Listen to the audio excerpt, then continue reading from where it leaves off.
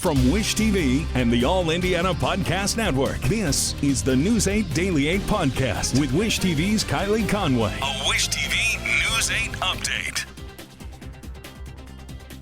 Good morning. I'm Lena Pringle, filling in for Kylie Conway. This is your News 8 Daily 8 for Monday, February 20th. If you enjoyed Sunday's forecast and weather, then you have quite the treat on this Monday for President's Day. Outside of a few isolated sprinkles to wake up to, your skies will become mostly sunny by this afternoon. Your temperatures will reach into the low mid-50s.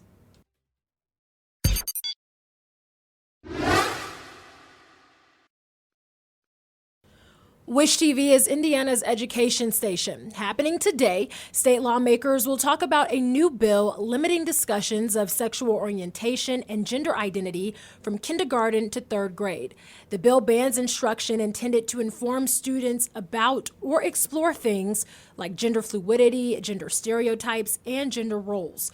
It's similar to what's frequently called the Don't Say Gay law in Florida.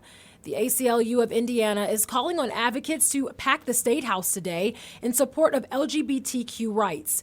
The organization says the measure sends a dangerous message to youth who are already vulnerable. Republican Representative Michelle Davis authored the bill. She shared a statement with News 8 in support of the legislation, saying the goal of this bill is to empower Hoosier parents by reinforcing that they're in the driver's seat when it comes to introducing sensitive topics to their children.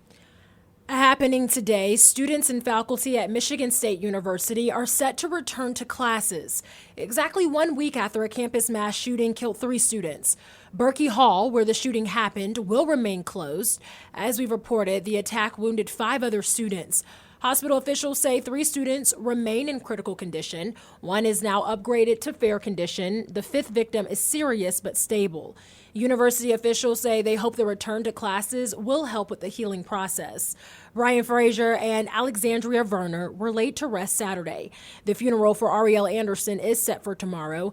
Michigan State says it will cover all costs for the victim's services. Happening today, President Biden went to Ukraine's capital on a surprise visit and pledged $500 million to help the country fight Russia. Biden met with Ukrainian President Volodymyr Zelensky in Kyiv earlier this morning. Biden said Kyiv and democracy still stand nearly 1 year after Russia invaded Ukraine.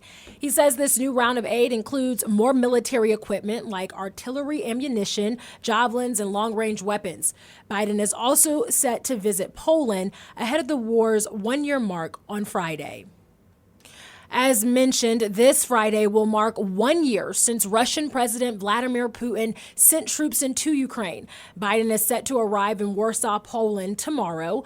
According to the White House, Biden will hold talks with leaders of NATO's 9 eastern flank nations. It says he will also give a speech on how the U.S. has rallied the world to support the people of Ukraine. The trip to Poland is Biden's second in less than a year. On this President's Day, the health of a president is top of mind for many. The family of Jimmy Carter confirmed over the weekend that he's in hospice care. His single term in the Oval Office was from 1977 to 1981. The decades since have seen his legacy as a diplomat and humanitarian grow, leading to a Nobel Peace Prize in 2002. President Biden tweeted a message on behalf of his family, writing, "We admire you for the strength and humility you have shown in difficult times. May you continue your journey with grace and dignity, and God grant you peace."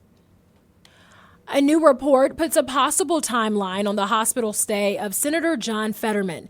The Wall Street Journal writes that aides for the Pennsylvania Democrat report he could be in care for depression for several weeks and possibly more than 1 month. Fetterman checked himself in last week. His health has been a key question since the campaign as he dealt with the after effects of a stroke. Doctors say about 1/3 of people who suffer a stroke also experience some kind of clinical depression.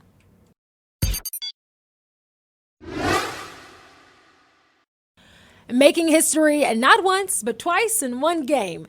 Number 2 ranked IU Hoosiers clinch a share of the Big Ten title for the second time in program history. And they did it in front of a record-setting 17,222 fans when hosting Purdue yesterday. The 2 teams entered halftime separated by just 3 points, but IU dominated the rest of the way, outscoring the Boilermakers 27-12 in the third quarter alone.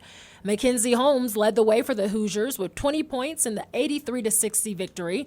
All 5 starters finished in double figures. The Hoosiers have 1 game left before the Big Ten tournament. They travel to take on 7th-ranked Iowa Sunday at 2. If IU wins, they win the conference outright. If Iowa wins, the 2 teams will split the title. In Pacers Watch, our All-Star shows up big, and Indianapolis is next. Last night's NBA All-Star game saw Team Giannis beat Team LeBron in the choose-up format that saw LeBron James choose Tyrese Haliburton. The Pacers guard poured in 18 points, handed out 3 assists, and grabbed a rebound in a losing effort. Team Giannis won 184-175. Haliburton says he thanks his parents for allowing him to dream big and play lots of 2K to help him become an NBA All-Star. This has been your News 8 Daily 8 for Wish TV. I'm Lena Pringle, online at wishtv.com, and follow us on Facebook when you search Wish TV. This is the News 8 Daily 8 podcast with Wish TV's Kylie Conway. A Wish TV News 8 update on demand for even more on demand and on the go. Connect with Wish TV on Facebook at wishtv.com and on the free Wish TV mobile app. Thank you for listening, and be sure to like, subscribe, and follow this podcast for updates every weekday morning on the All Indiana Podcast Network and wherever you get your podcast.